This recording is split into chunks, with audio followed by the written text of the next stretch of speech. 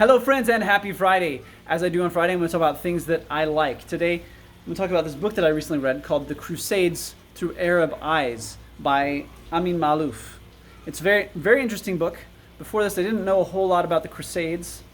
One of the main takeaways that I got from it was that it shows how the Arab world fell behind Europe socially and technologically. Because at the time of the Crusades, the Arabs were actually very developed. They had preserved the philosophy and the science of the Greeks and this had been lost in Europe. They preserved it and was later taken back to Europe because they had preserved it. They were much more civilized. They had these great cities that were clean and beautiful. Whereas the Europeans at that time were a little more backwards. And this isn't something that is just said by Arabs and Muslims. This is something that is admitted by European historians. But something changed that led to what we've seen in the modern world, which is that the Arab world has been behind socially and economically and technologically for a long time. And how did this happen? Well, you can see how it happened in the Crusades. See, because the Arabs, they had been very open-minded toward other religions, toward other cultures. They referred to the Crusaders collectively as the French. They respected the Crusaders, the French, because they thought they were powerful warriors. But they didn't really respect them beyond that. They didn't feel that they were very good people. They didn't feel they were very intelligent. They didn't bathe as much. So, and put all these things together, and see how the Arabs suffered defeat after defeat after defeat for a while, largely because they failed to unite against the invaders.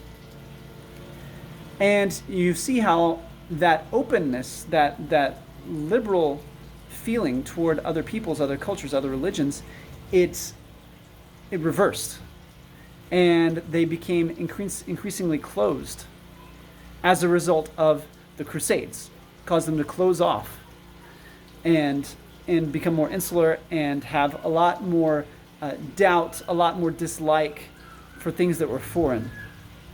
In the end of the book, it talks about how in the last paragraph, the author says how when the Arabs think of the Crusades now, they feel that it is something similar to rape.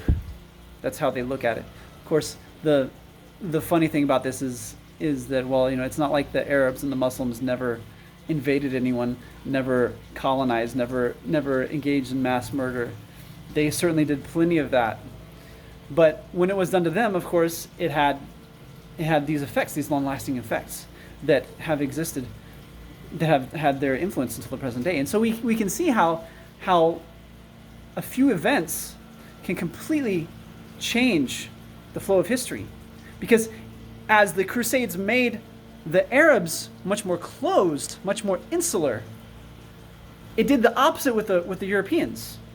Because these Europeans, many of whom had never gone beyond their home village, they went across the ocean and they saw these other lands, these other peoples, and they experienced new things, and they came to appreciate the outside world more.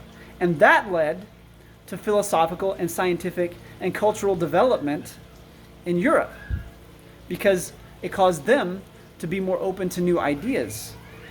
And that caused them to start to develop more than the Arab world. So again, that shows how little things that happen in history can just completely change the flow of events. And I think it's a very important thing to realize, especially for a fantasy writer. If you're writing stories that involve large eras of history, and you're trying to build a world in which you have to fill in a history of centuries, of millennia, it's important to realize this, how just a few events can change things so dramatically. So yeah, again, it's a good book, Crusades Through Arab Eyes. Of course, take it for what it's worth. It is one perspective on the Crusades, but it's a good one, and I highly recommend it. And for more, just subscribe, and I'll keep talking about things that I like, and I'll keep talking about my stories. See you in the next video.